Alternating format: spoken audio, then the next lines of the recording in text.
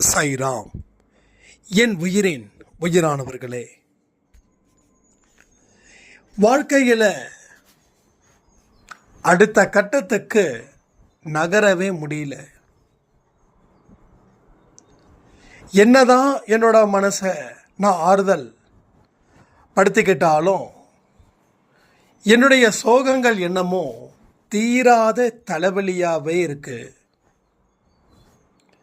விடுபட முயற்சிகள் செய்தும் ஏன் என்னால் முடியல அப்படின்னு ஒரு சாய்ராமுடைய கேள்வி. அதற்கு பதில்களை கொடுக்கலாம். இன்னும் 2-3 கேள்விகள் இருக்குது. அதையும் இதில் நம்ம கண்டினியூ பண்ண போகிறோம். பொறுமையாக நிதானமாக கேளுங்க. வாழ்க்கையில் மாற்றத்தை ஏற்படுத்தக்கூடியது தான் இந்த அன்பே சாய் குடும்பத்தில் இருக்கக்கூடிய ஒரு பதிவுகளும். ஒரு பெரிய மிராக்கள், 10 லட்சம் ரூபாய் கடனை அடுத்த 3 வருஷத்தில் அடைச்சி முடிச்சிருக்காங்க நம்ம அன்பே சாய் குடும்பத்தில் இருக்கிற மீனாட்சி சரவணன் அப்படின்ற சாய்ராம். அவங்க சொன்னது ரொம்ப ஆச்சரியமாக இருந்தது. நாம் ஒரு இடத்துல கடனை பற்றி ஒரு தலைப்பு பேசியிருந்தோம். முதல்ல கடன்காரங்களை பற்றி பயப்பட வேண்டாம். நம்ம எவ்வளவு கடன்கள் இருந்தாலும் நீங்கள் பயம் இல்லாமல் இருங்க. அப்போ தான் அவருக்கு நம்பிக்கை வரும். 1-2 பேரை கூப்பிட்டுட்டு கடன்காரங்க வீட்டுக்கே போங்க. உங்களால் என்ன முடியுமோ அதை மட்டும் சொல்லுங்கள். எவ்வளவு கொடுக்கணும்னு வாக்குறுதி கொடுக்குறீங்களோ அந்த காசுக்கு குறைவில்லாமல் கொடுங்க. அதிகமாகவும் கொடுக்க வேண்டாம், குறைவாகவும் கொடுக்க வேண்டாம். இதை நீங்கள் செய்யுங்க, இப்போவே செய்யுங்க அப்படின்னு நாம் 2020 21 சரி ஞாபகம் இல்லை, அந்த டைமில் ஒரு ஆடியோ கொடுத்துருந்தோம். அந்த ஆடியோவில் கேட்டு அதன்படி சாயப்பா கிட்ட பிரார்த்தனை பண்ணி அவங்க அந்த கடங்காரங்க வீட்டுக்கு மொத்தம் 3 பேர்கிட்ட வாங்கியிருக்காங்க. 3 பேர்கிட்டையும் அவங்களால என்ன கொடுக்க முடியுன்றது ஒரு உறுதி கொடுத்து ஒவ்வொரு மாதமாக கடனை அடைச்சி இன்றைக்கி ரொம்ப சந்தோஷமாக இருக்காங்க, ஹாப்பியாக இருக்காங்க அப்படின்னாங்க. ஸோ கடன்கள் நிச்சயமாக தீரும். இங்கே இருக்கிற மற்ற சாய்ராமுக்கோ ஒன்று தான், தைரியத்தை வர வச்சுக்கோங்க, நம்பிக்கையை கையில் எடுங்க, முயற்சி பண்ணுங்க, முடிவு செமையாக இருக்கும். அதை பற்றி ஃபீல் பண்ண வேண்டாம். சரி, என்ன பிரச்சனை? என்ன தான் ஆறுதல் பேசிக்கிட்டாலும் ரிசல்ட் கிடைக்க மாட்டேங்குது. உண்மையிலே சொல்கிறேன், இது சாதாரண விஷயம். மனசை போட்டு குழப்பிக்க வேண்டாம். இது ரொம்ப சாதாரண விஷயம். என்ன, சில அடிப்படை அறிவு இந்த மனசுன்ற ஒரு மனுஷனுக்கு போய் சேரல. அவனுக்கு அந்த அறிவு வந்துட்டா அவன் பொங்கி எழுந்துருவான், வாழ்க்கையை வாழ வச்சிடுவான். மூளை என்னதான் புத்தி பெருசாக சாதனை செய்ய நிறைய வழிகளை கொடுத்தாலும் முடிவு எடுக்க வேண்டியது என்னவோ மனசு தான். அந்த கடன் கூட பாருங்களேன், நம்ம இப்படி சொன்ன உடனே, அன்னைக்கு சொன்ன உடனே பதிவுக்கு கீழே கமெண்ட்டில் ஏகப்பட்ட கமெண்ட். நான் பணம் நான் அடுத்த வாரம் கொடுக்குறேன் அப்படின்னு சொன்னதுக்கு எரிமலை மாதிரி அந்த வெடிக்கிறான். இப்போ நான் நேராக போய் சொன்னேன்னு வச்சுக்கோங்களேன், அவ்வளோதான், முடிஞ்சிடுச்சு என் வாழ்க்கை அப்படின்னாங்க. ஸோ வாழ்க்கை முடிஞ்சிருமா என்ன? நம்ம சாதாரண வார்த்தைகளை கூட யோசிக்காமல் சொல்கிறோம், வாழ்க்கை முடிஞ்சிடுமா, வாழ்க்கை அவ்வளோ சீக்கிரம் இங்கே இருந்து எடுத்துட முடியுமா? எந்த நேரத்தில் எது போகணுமோ அது கடவுள் எழுதி வச்சுருக்காரு. ஸோ சாதாரணமான ஒரு வார்த்தை கடவுளோட வார்த்தையாகிடாது. கடவுளோட வார்த்தை தான் இங்கே எல்லாத்துக்கும் பொருந்தும். அப்படி இருக்கும்போது மனசுக்கு பயம், புத்திக்கு கரெக்டு தானே, சொல்லிட்டா பிரச்சனை தீர்ந்துடும்ல அப்படின்னு புத்தி நினைக்குது. ஆனால் டெசிஷன் எடுக்கிறது யார்? மனசு. நிறைய வீட்டை பார்த்தீங்கன்னா ஆண்கள் என்ன தான் பேசுனாலும் பெண்களோட டெசிஷன் பேஸ் பண்ணி தான் எடுப்பாங்க. இப்போது தெரியல, எனக்கு தெரியல. நம்ம வீட்டில் அம்மா அப்பாலாம் பார்த்திங்கன்னா, அப்பா என்ன தான் பேசுன்னு பேசினாலும் அம்மா கிட்ட ஒரு வார்த்தை சொல்லி என்ன முடிவு எடுக்கலாமா அப்படின்வார். அம்மா ஓகே பண்ணால் தான் அப்பா முடிவெடுப்பார். அதுபோல் என்ன தான் புத்தி எவ்வளவு படிச்சிருந்தாலும், எவ்வளவு தான் தைரியத்தை வர வச்சுக்கணும் அப்படின்னு சொன்னாலும், எதிரில் அந்த நபர் வந்தால் படபடன்னு ஆகுது, ஹார்ட் பீட் துடிக்குது, உடம்பு வேர்க்குது. மழை காலத்தில் கூட அப்போது மனசு தான் டெசிஷன் எடுக்கிறவன். அந்த மனசை சரி பண்ணிட்டா எல்லாமே சரியாயிடும். ஒன்றே ஒன்று சொல்கிறேன், ரொம்ப பெருசாக திங்க் பண்ணாதீங்க. எங்க இதை சமாளிக்க முடியாதா சொல்லுங்கள். உங்கள் பக்கத்து வீட்டுக்காரனுக்கு உங்களை மாதிரி ஒரு விஷயம் நடந்திருந்தா நீங்கள் எப்படி இருப்பீங்களோ அப்படி இருங்க. அவனுக்கு எத்தனை அட்வைஸ் பண்ணுவீங்க. விடுங்க ஜி, இதெல்லாம் ஒரு பெரிய விஷயமா, பார்த்துக்கலாம் ஜி. நீங்கள் எத்தனையோ பார்த்தவர் இதை பார்க்க மாட்டிங்களா? சொல்கிறதுக்கு வாய் அங்கே கிழியுது இல்லை, ஏன் இங்கே மட்டும் வரமாட்டேங்குது? வாயை முடிக்கணும். ஸோ உங்கள் பிரச்சனையை பக்கத்து வீட்டுக்காரன் பிரச்சனையாக எடுத்துக்கோங்க. அப்போ தான் நீங்கள் என்ன முடிவு எடுக்கிறீங்களோ அது சாமர்த்தியமாக இருக்கும், புத்திசாலித்தனமாக இருக்கும். சரியா? அதுதான் என்றைக்குமே வாழ்க்கையை டேக் இட் ஈஸி. ஏதோ ஒரு சாங் கூட வருதுன்னு நினைக்கிறேன். Urvashi Urvashi take it easy Urvashi, ஊசி போல உடம்பு இருந்தால் தேவையில்லை ஃபார்மசி அப்படின்னு. தத்துவப்படலை இல்லை, டேக் இட் ஈஸியாக எடுத்துக்கிட்டிங்கன்னா நோயே வராது. நோயே வராது. இங்கே ஸ்ட்ரெஸ்ஸில் தான் நோய் வருது. அப்போ ஸ்ட்ரெஸ்ஸில் தான் உடம்பும் ஏறுது. எதாவது கண்டதை சாப்பிட்றோம், பிடிச்சதை சாப்பிட்றோம். ஒரு டாக்டர் அவங்க என்கிட்ட சொன்னாங்க, நம்ம அன்பே டாக்டர் சாய்பாபாவில் கூட பேசுனாங்க இல்லையா, அவங்க சொன்னது ஒரே வார்த்தை தான், அது என்னன்னே தெரில சந்தோஷ், ஏதாவது பிரச்சனைன்னா மனசு என்னமோ பரோட்டாவை தான் தேடுதுன்றாங்க. She's a doctor. அவங்களே அப்படிப்பட்ட, ஏன்னா அவங்களே அப்படின்னா அவங்களுக்கு எத்தனை பேஷண்ட்டை ட்ரீட்மெண்ட் பண்ணியிருப்பாங்க, எத்தனை பேஷண்ட்டுக்கு சொல்லியிருப்பாங்க. அந்த ஸ்ட்ரெஸ் அப்படின்னா மனசு தான் அங்கே வேலை செய்யுது, மூளை வேலை செய்யலை. படித்தவங்க, மருத்துவம் பார்க்குறவங்க, அல்சர் பேஷண்ட்டை அட்டன் பண்ணுறவங்க என்ன சொல்லுவாங்க? ஆயில் ஃபுட்டை சாப்பிடக்கூடாது, ஹோட்டல் ஃபுட்டை சாப்பிடக்கூடாது சொல்லும்போது எப்படி பேசுகிறாங்க. பட் அவங்களுக்கு ஸ்ட்ரெஸ் ஆச்சுன்னா இந்த ஹோட்டல் ஃபுட்டை சாப்பிடக்கூடாது, ஆயில் ஃபுட்டை சாப்பிடக்கூடாதுன்னு ஏன் அவங்க சொல்லலைன்னா, அங்கே ஜெயிக்கிறது என்னவோ மனசு. அடித்து விடு, உனக்கு என்ன பிடிக்குதோ அதை ஃபுல்லாக சாப்பிட்டு தூங்கு, சரியாயிடும். ரைட்? தூங்கிட்டா சரியாயிடுமா? இல்லை, பிரச்சனை இருக்க தான் செய்யும். அப்போது மனசு தப்பான வழியை கொடுத்துக்கிட்டே இருக்கா. எல்லா வழியும் தப்பாகவே இருக்குது. ஒரு வழி கூட உருப்படியாக இல்லை.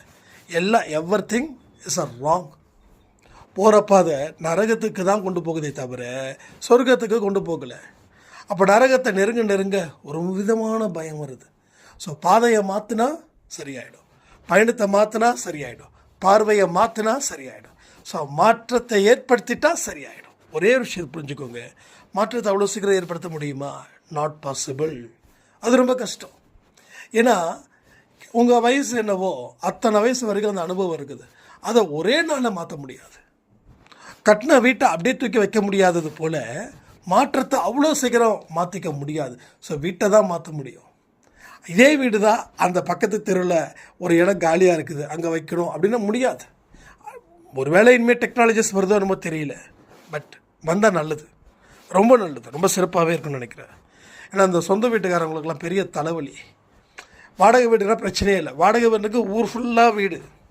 சொந்த வீட்டுக்காரனுக்கு தலைவலி என்னென்னா, பக்கத்து வீட்டுக்காரன் அக்கத்து வீட்டுக்காரன் லைட்டாக தண்ணி ஒரு சொட்டு அங்கே போனால் கூட நம்மளை முறைச்சியாக சாகடிப்பாங்க. அப்போது வேறு ஏதாவது வீடு வாங்கிட்டு போயிடலான்னா கையில் காசு இருக்காது. சரி, இடத்த வாங்கிட்டு அப்படியே கீழே இருந்து நகர்த்தி அப்படியே அனுமார் வந்து சஞ்சீவி மலையை தூக்கிட்டு போகிற மாதிரி. ஸோ வந்தால் நல்லது தான். ஸோ என்ன சொல்கிறேன்னா, மனசு வந்து அவ்வளோ சீக்கிரம் மாற்றிக்க முடியாது. ஆனால் எதை மாற்றணுமோ அதை மாற்றிட்டா மாறிடும். அப்போது அடிப்படை எண்ணங்களை கொஞ்சம் மாற்றி அமைக்கணும். ஏன்னா அடிப்படை எண்ணங்கள் எப்படி இருக்குது, நம்ம வாழ்ந்த வாழ்க்கை, நம்ம கூட இருந்தவங்க, நம்ம பார்த்த பார்வை, நம்ம கேட்டது பழகினது எல்லாமே தான் எண்ணங்களாக சேர்ந்து இங்கே ஒட்டுமொத்த உருவமாக நிற்குது. மனுஷன் இன்னொரு மனுஷனை கொலை பண்ணுறது கூட யோசிக்கிறது இல்லை. அப்படிப்பட்ட மனுஷனும் இந்த பூமியில் வாழ்ந்துட்டு தான் இருக்கான். ஐயோ, கோழியை நமக்கு முன்னாடி சாவடிக்கிறாங்களே, இனிமேல் கோழியை சாப்பிட மாட்டேன்னு நினைக்கிறவனும் இந்த பூமியில் வாழ்ந்துட்டு தான் இருக்கான். அப்போது வாழ்க்கையில் இதுக்கு முன்னாடி நடந்த விஷயங்கள் வேறு. அது உங்களுக்கும் சாய்பாவுக்கும் தொடர்பு இல்லை. இப்போ உங்களுக்கும் சாய்பாவுக்கும் தொடர்பு இருக்குது. ஏன்னா நீங்கள் அவரை நம்பி உங்கள் வாழ்க்கையை ஒப்படைக்கிறீங்க, அவரை நம்பி உங்கள் குடும்பத்தை ஒப்படைக்கிறீங்க, அவரை நம்பி உங்கள் கர்மாவை ஒப்படைக்கிறீங்க, அவரை நம்பி முழு பலத்தையும் முழு பலகீனத்தையும் குடும்பத்தில் இருக்கக்கூடிய பிரச்சனைகளை ஒப்படைக்கிறீங்களா இல்லையா? இல்லை நானே சொல்லிட்டு இருக்கேன்னா கமெண்ட் பண்ணுங்கள். ஸோ எல்லாத்தையும் ஒப்படைக்கிறோம். அப்போ ஒப்படைக்கும் போது அன்னைக்கு நம்ம ஒப்படைக்கல, அதனால் என் மனசில் என்ன சரிப்பட்டதோ அதை செஞ்சோம். அது நல்லதுன்னு வாதாடணும். எத்தனையோ மனுஷங்க நீ இதை பண்ணாதன்னு சொன்னாங்க, நம்ம பண்ணோம். எத்தனையோ மனுஷங்க, எனக்கே நிறைய விஷயங்கள் நடந்திருக்கு. எனக்கு ஒரு பெரிய எம்என்சி கம்பெனியில் சிஸ்டரோட ஹஸ்பண்ட் வந்து வேலை வாங்கி கொடுத்துட்டார். கிட்டத்தட்ட சும்மா ஃபார்மாலிட்டிக்காக அட்டன் பண்ணால் போதும். ஆனால் நமக்கு பிஸ்னஸ் தான் ரொம்ப ரொம்ப இம்பார்ட்டண்ட்டாக இருந்தது. அவர் வந்து அவங்களுடைய ஹெச்ஆர் எல்லாருக்கிட்டையும் பேசிட்டு இது மாதிரி வந்து சரி ஓகே, இங்கே ஒன்றும் பிரச்சனை இல்லை, எம்காம் பண்ணியிருக்கிறதில் அக்கௌண்ட்ஸில் வந்து இவரை வந்து கொண்டு வரலாம். ஒரு ஸ்டார்டிங் பே வந்து ஒரு 25-30 அந்த ரேஞ்சில் வந்து நாங்கள் கொடுக்குறோம், நீங்கள் அவரை வந்து ஓகே பண்ணிவிடுங்க அப்படி சொல்லி அந்த ஹெச்ஆர் என்கிட்டயும் பேசுகிறாங்க. ஸோ எம்என்சி கம்பெனி எப்படின்னா அவங்க ரத்த வழி சொந்தத்தில் இருக்கிறவங்களுக்கு ப்ரெஃபர் பண்ணுவாங்க. ஏன்னா அப்போ தான் வந்து எல்லோரும் ஒரு அந்த மாதிரி சில கன்சர்ன்லாம் நிறைய இருக்குது இங்கே பொறுத்த வரைக்கும். ஆனால் பட் ப்ராப்பர் குவாலிஃபிகேஷன் இருக்கணும். குவாலிஃபிகேஷன் இருந்தால் அவங்களால பண்ண முடியும். சரி, நமக்கு எம்காம் குவாலிஃபிகேஷன் இருக்காது, ஓகே பண்ணாங்க. பட் ஃபைனலாக என்னாச்சு, அவர் ஒரு போகக்கூடிய பஸ்ஸு, அந்த கம்பெனி வந்து பஸ் கொடுக்கும். அந்த பஸ்ஸில் எனக்காக வந்து வரதுக்கும் ஒரு ஸ்பெஷல் பர்மிஷன் வாங்கணும், அதையும் வாங்கியாச்சு. ஆனால் அடுத்த நாள் காலைல 8:30 மணிக்கு சிஸ்டரோட ஹஸ்பண்டை சொல்லி இல்லை எனக்கு செட் ஆகாது, நான் வந்து இங்கே ஒரு ஜோசியர் ஒருத்தர் இருக்கார், அவர் செங்கல்பேட்டில் இருக்கார், செங்கல்பேட்டு தான் நடந்தது, செங்கல்பேட்டு. இது மாதிரி ஜோசியர்கிட்ட ஃபோன் பண்ணி கேட்டேன். அவர் சொன்னார், சந்தோஷ் நீ வேலைக்கெலாம் போயிடாத, நீ பிஸ்னஸ்லேயே இரு அப்படின்னாரு. அதாவது எனக்கு எது ஃபேவராக இருக்குதோ அது யார் பேசுனாலும் ஓகே பண்ணிடலாம். எல்லா மனுஷனுக்கும் அதானே, இப்போ உங்களுக்கும் அதான். அப்போது எனக்கு தோணுச்சு அப்போவே இதுக்கு மேலே வியாபாரம் பண்ணி, ஏன்னா ஏற்கனவே லாஸில் போயிட்டுருக்குது, இதுக்கு மேலே வியாபாரம் பண்ணி இதை பண்ணி பேசாமல் நல்ல சான்ஸு போயிடலாம் அப்படின்ற மாதிரி. அப்போ அவர் ஜோசிகார் வந்து சொன்ன உடனே நான் சொல்லிட்டு அவர் சிஸ்டரோட ஹஸ்பண்ட் வந்து பயங்கரமான திட்டு, முன்னெல்லாம் வந்து ஹெல்ப் பண்ண பாரு, இப்போ என் மூஞ்ச நான் எங்கே வச்சுக்கிறதுன்னு தெரில அப்படின்னு. ஸோ ஒருவேளை அன்றைக்கி அந்த ஜாபில் போயிருந்தா இன்றைக்கி இந்த மாதிரி இன்னும் கஷ்டங்கள் வந்திருக்காது, கடன்கள் வந்திருக்காது. ஸோ எல்லா இடத்துலையும் கடவுள் காப்பாற்றுறன்னு வச்சுக்கலாமே. பட் வந்து என்ன ஆகுதுன்னா, நல்ல விஷயத்தை எத்தனையோ மனுஷங்க நம்ம சொல்லும்போது அவங்கள நம்ம உதாசீனப்படுத்துகிறோம். அப்போ 4 தெருவில் நம்ம நடக்கும்போது திரியும் போது தான் தெரியுது எவ்வளோ கஷ்டம்னு. அப்போ நான் வெயிலில் நடக்கும்போது யோசித்தேன், பேசாமல் அப்போவே சொன்னார், பேசாமல் ஏசி ரூமில் உட்காந்துட்டு ஜாலியாக ஒர்க் பண்ணிவிட்டு மாதம் சம்பாதிச்சிருக்கலாமே அப்படின்னு சொல்லி.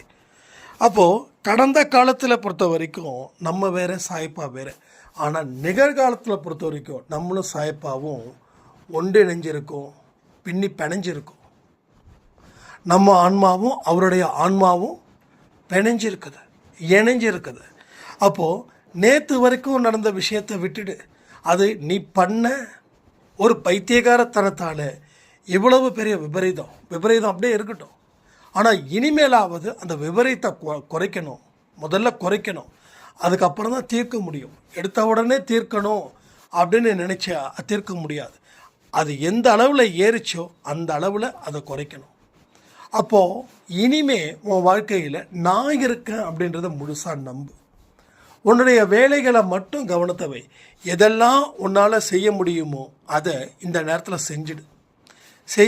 செய்ய வேண்டியதை கூட செய்யாமல் விட்டுட்டனா அது உனக்கு இன்னமும் பிரச்சனை ஆகும். இதுக்கு முன்னாடி நீயே உன்னை வழி நடத்தினதால் உன்னோட வாழ்க்கையே வீணாயிடுச்சு. அப்படி தான் நம்ம வழி நடத்தணும். நமக்கு யாராவது இருந்தாங்களா? நாம் யாராவது இது கேட்டோமா? கடவுளைக்கிட்டேயும் கேட்கல.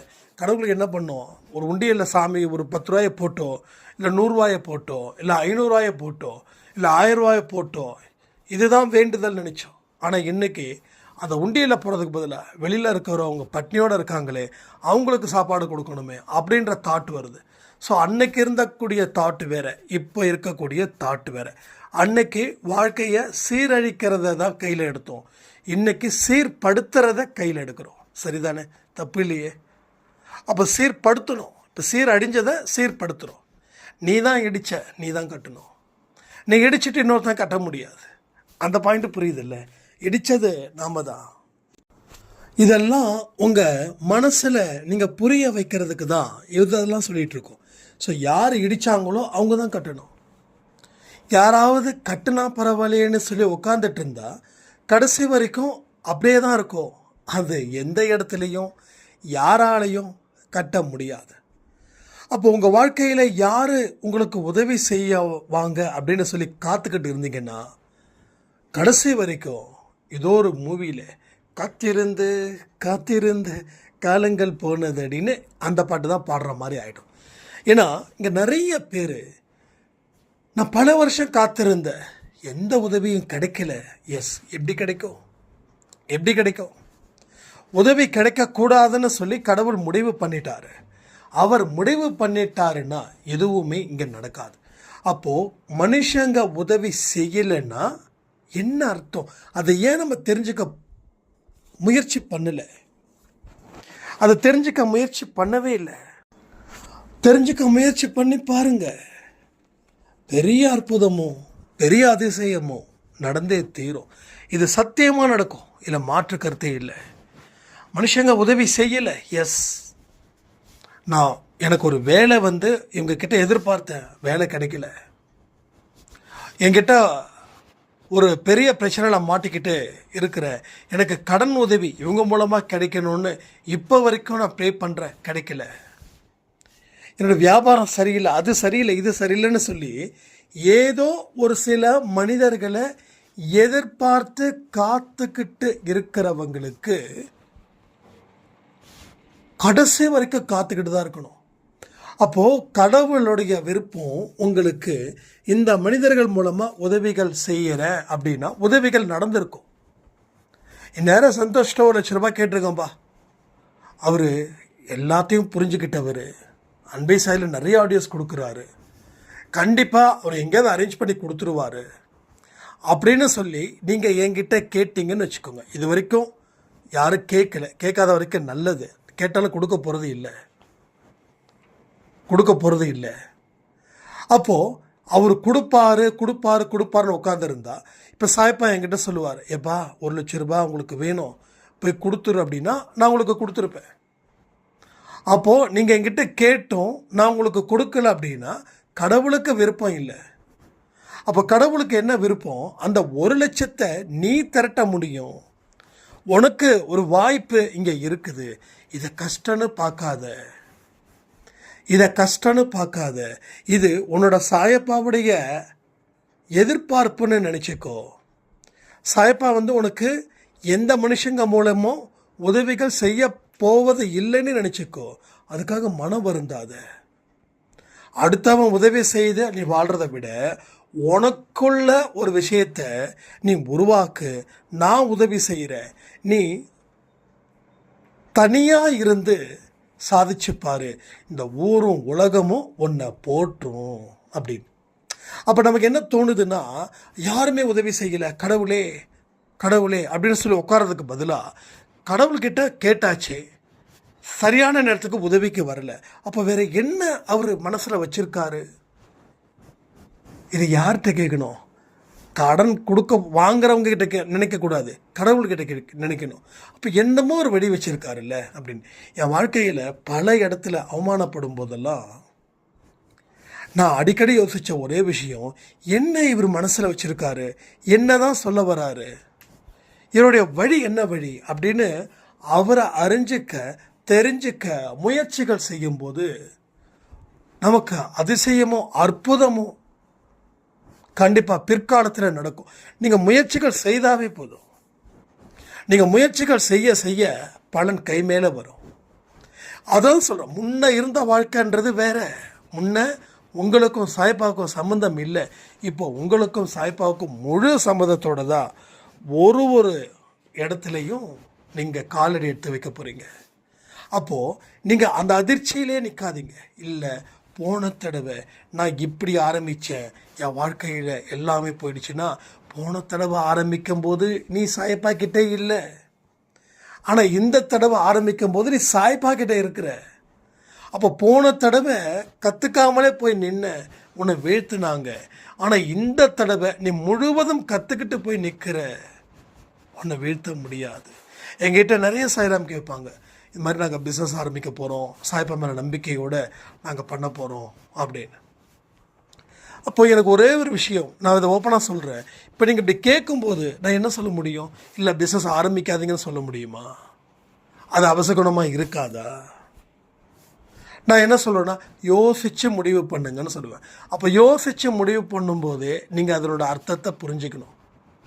ஏன்னா உங்கள் மனசில் எதை வச்சு ஆரம்பிக்கிறீங்க, அது ரொம்ப முக்கியம். சாயப்பா காப்பாற்றுவார்னு நினச்சி ஆரம்பிக்கிறீங்களா, சந்தோஷம். இப்போ சாயப்பா நம்பி ஆரம்பிக்கிறீங்களா, அதோட சந்தோஷம், வேறு எதுவுமே இல்லை. ஆனால் உங்களை நம்பி ஆரம்பிக்கிறீங்களான்றதான் முக்கியம். நீங்கள் உங்களால் சமாளிக்க முடியுமா? ஒரு சின்ன ப்ராப்ளம் வந்தால் அதை ஃபேஸ் பண்ண முடியுமா? இதெல்லாம் தான் கடவுள் கொடுக்கக்கூடிய அறிவு. எனக்கு நான் அவரை நம்பி ஆரம்பிக்கிறேன்ப்பா, கண்டிப்பாக நம்பிக்கையோடு ஆரம்பிக்கிறேன், ஓகே, ரொம்ப சந்தோஷம். ஆனால் மேடு பள்ளம் இருக்குமே வியாபாரத்தில், மேட்டில் இருக்கும்போது பிரச்சனை இல்லை. எந்த அளவுக்கு மேட்டில் ஏறுறோமோ அந்தளவுக்கு கீழே பள்ளத்துலேயே இறங்கணும். இப்போ நம்ம பிஸ்னஸ் கூட மேடு பள்ளம் சேர்ந்து தான் இருக்குது. அப்படியே ரீச் ஆகிட்டேலாம் போகாது, நிச்சயமாக இல்லை. நான் ஒன்று சொல்லட்டுமா, தீபாவளி டைமில் இருந்து பிக்கப்பே இல்லை இப்போ வரைக்கும். ஏன்னா சீசன் டைம் ஒவ்வொன்றும் இருக்கும், மேடு பள்ளம். அப்படி பள்ளத்தில் இருக்கும்போதும் நீ சமாளிக்கணும். சமாளிக்கிற மாதிரி இருந்துச்சுன்னா நீ ஆரம்பி. இல்லைன்னா அழகாக உனக்கு என்ன ஒரு வேலை இருக்கோ அந்த வேலையை திறமையாக செய், பணத்தை சம்பாதி, பணத்தை பேங்க் அக்கௌண்ட்டில் வச்சுக்கோ. அப்போ பள்ளமாக இருக்கும்போது அப்போ உன்னை காப்பாற்றும், பள்ளத்தில் இருக்கும்போது உன்னை காப்பாற்றும். இது எல்லாமே நம்ம செய்யணும். நம்ம என்னென்னா அவர் மேலே நம்பிக்கை வச்சுருக்கிறேன், ஓகே, எல்லாமே ஓகே.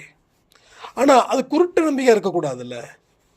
இப்போ நான் வந்து ஒரு 10 லட்ச ரூபா, ஓகே, ஒரு ரியல் எஸ்டேட் பண்ணலாம் அப்படின்னு சொல்லி ஒரு சென்ட்டு 3 லட்சம் 4 லட்சம் இருக்குது, கண்டிப்பாக சாய்ப்பா மேலே நம்பிக்கை இருக்குதுப்பா, டெவலப் ஆகிடும்பா அப்படின்னு நினைக்கிறோம். வாங்குறோம், பக்கத்தில் இருக்கிறவங்க சொல்கிறோம், ஐயோ இது வாங்கி போடாத, இது வந்து உன் பேரன் வந்தால் கூட, உன் பேரன் வரும்போது தான், அதாவது உன்னோட பேரனுக்கு பேரன் வந்தால் தான் நீ எதிர்பார்க்குற மாதிரி லாபம் கிடைக்கணும். இல்லைப்பா, நீ அமைதியாக இரு, நீ என்னோட நம்பிக்கையை கெடுக்கிற, இது எப்படி டெவலப் ஆகுது பாரு, சாய்ப்பா மேலே நம்பிக்கை வச்சு தான் நான் பண்ணுறேன், அடுத்த 10 வருஷத்தில்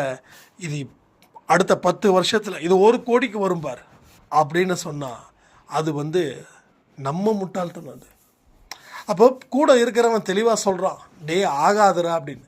அப்போ ஆகாதுன்றதுக்காக உடனே சட்டன் அவனை நம்ப வேண்டிய அவசியமே இல்லை. அவன் ஆகாதுன்னு சொன்னால் அதுக்கு என்ன வேலிட் பாயிண்ட்டுன்னு பார்க்கணும். அந்த வேலிட் பாயிண்ட் உங்கள் மனசுக்கு திருப்தியாக இருந்துச்சுன்னா ஆகாதுன்னு விட்டுருணும். ஸோ இப்படி தான் நம்ம பண்ணணும். நான் நம்பிக்கை வச்சு நான் பிஸ்னஸ் ஆரம்பிக்கிறேன், பட் இதை ஆரம்பிக்கிறேன், நீங்கள் ப்ரே பண்ணுங்கன்னா, எஸ், நான் எல்லாருக்காகவும் நான் ப்ரே பண்ணுறேங்க. எல்லாருக்கும் வீட்டில் இருக்க கற்பாம்பூச்சி வரைக்கும் நான் ப்ரே பண்ணுறேன். உண்மை, சத்தியம்.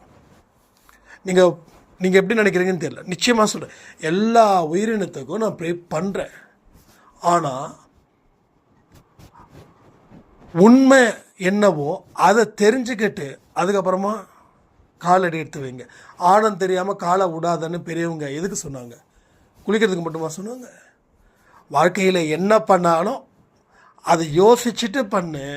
இதுக்கு முன்னாடி யோசிக்காமல் பண்ணதால தான் நடுக்கடையில் மாட்டிக்கிட்டோம். நீச்சல் தெரியாமல் எந்த நம்பிக்கையில் போனோம், கொஞ்சம் கொஞ்சமாக போனோம், ஒன்றும் ஆகாது, திரும்பி வந்துடலாம். ஆனால் ஒரு ஸ்டேஜில் ஒரு அலை வந்துச்சு, மேலே தூக்கிட்டு போயிடுச்சு. யாரோட தப்பு? நீச்சல் தெரிஞ்சால் நீ போ, நீச்சல் தெரியாமல் நீ அவ்வளோ தூரம் நிற்காத. அலை எப்போ வேணாலும் அடிக்கலாம், அலை ஒரே மாதிரி தான் வருன்றான். அதாவது 1:10 தான் வரலாம், இல்லை 1:20 வரலாம், 1:50 வரலாம்.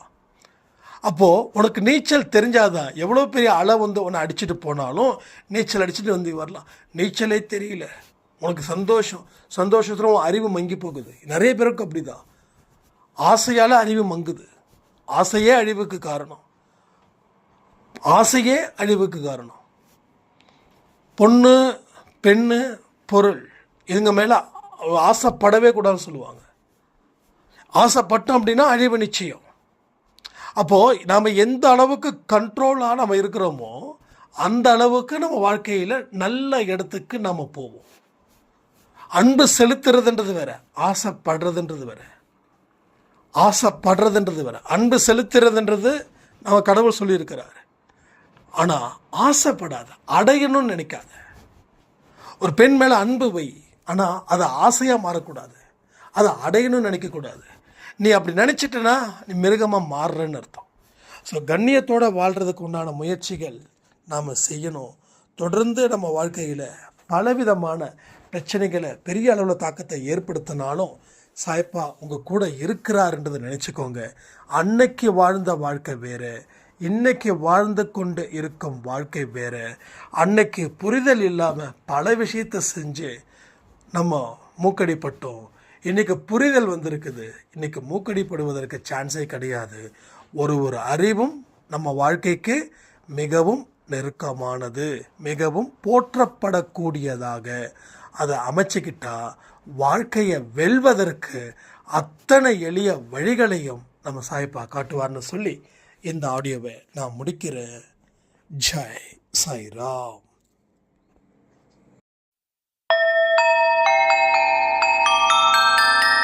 ஓம் சாயிரா சாயிரா.